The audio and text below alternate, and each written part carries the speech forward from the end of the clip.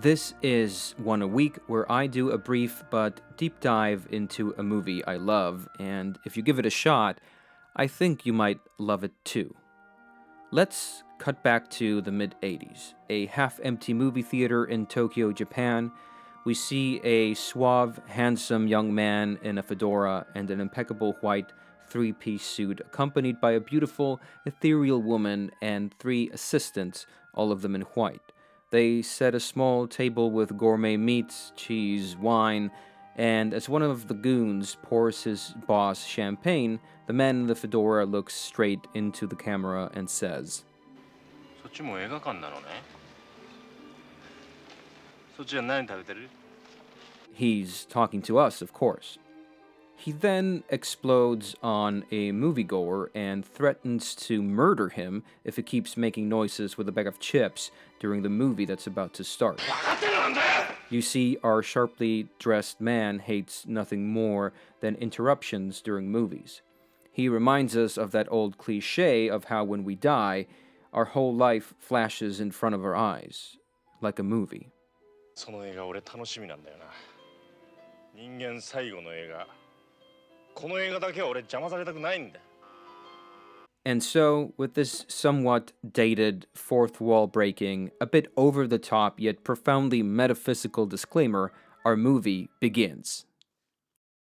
Shot in 1985 by Japanese director Yuzo Itami, Tampopo is often affectionately referred to as a ramen western, in which a cowboy hat-wearing truck driver, Goro, and his sidekick, Gun, ride into town in a literally bullhorned semi instead of a horse, stop at a noodle shop instead of a saloon, and later help the recently widowed shop owner Tampopo in her quest to make the perfect bowl of ramen in order to save her shop, instead of, teaching her how to shoot from the hip.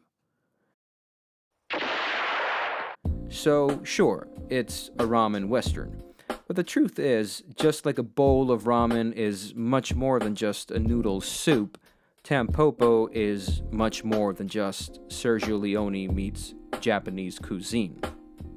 On its bubbling, brothy surface, Tampopo is a narrative comedy with interstitial vignettes, all of which revolves around food, how it's prepared and consumed, created and enjoyed, how it relates to life and death, bliss and pain, love and sex.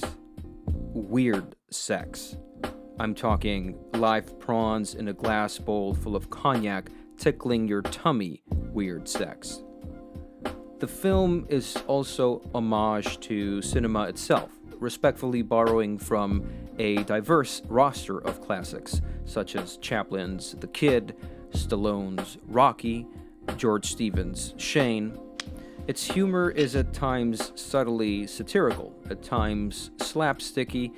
It shifts from lighthearted and playfully absurd to somewhat dark and absurdly grotesque.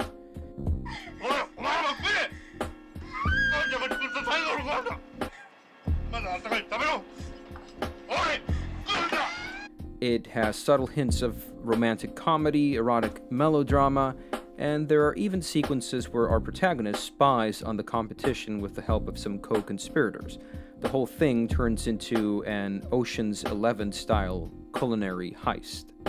I know what you're probably thinking. Theoretically, there's no way this film works. It sounds like something a psychotic 4-year-old with very negligent parents would make for dinner. And yet, it does. The structure of the film is laid out like a menu of thematically contrasting yet tonally complementing courses. It blends American and European cinematic tropes against a modern-day Japanese sociocultural backdrop, managing to transcend genre and elevate the medium to what I can only describe as a very funny, heartfelt, multi-sensory cinematic experience, which uses sight and sound cleverly to titillate our additional senses of touch, smell, and taste effectively, which is one of the things that makes this film so unique. Now, there are plenty of examples of movies evoking our other senses, and no, I am not talking about smell-o-vision, a thankfully short-lived experiment from the late 50s and early 60s, which filmmakers used to pump various scents through the air conditioning ducts in a movie theater, most notably in, I am not making this up, the mystery comedy Scent of Mystery, starring Denholm Elliott, Liz Taylor, and Peter Lorre. It turned out nobody really wanted to know what Peter Lorre smelled like. Now think about how the billows of orange smoke, the scorching jungle, and Robert Duvall's words in Apocalypse Now burn your nostrils with the smell of napalm in the morning. Smell that gasoline smell! Oh, hell! Smells like victory. Or how Remy's taste experience is conveyed visually when he combined strawberry and cheese in Ratatouille, and later in the same film when the menacing food critic Anton Egon has that final taste and is momentarily transported to that heartwarming memory of his childhood, the taste of unconditional love.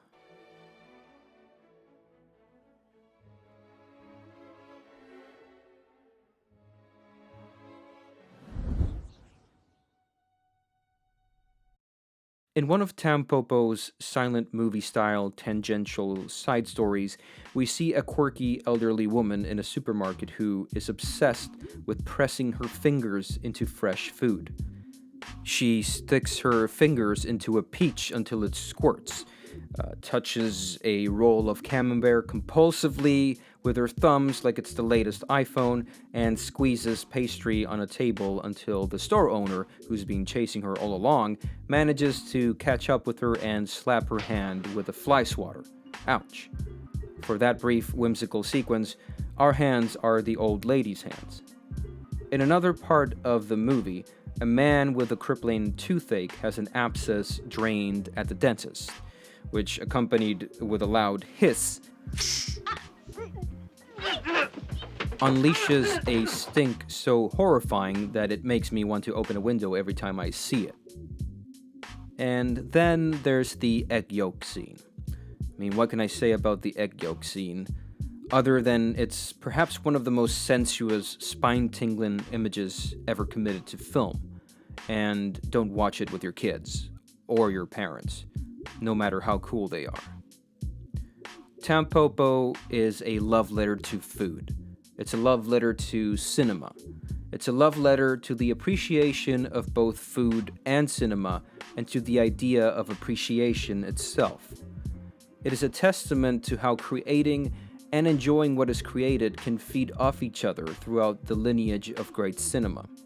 About how the things we dedicate ourselves to, as well as the things we derive pleasure from, define, to a great extent, who we are. やだ私まだ名前見てなかったね私タンポポです Which I think is something worth pondering in an age where taste in art and entertainment has never felt more homogenized.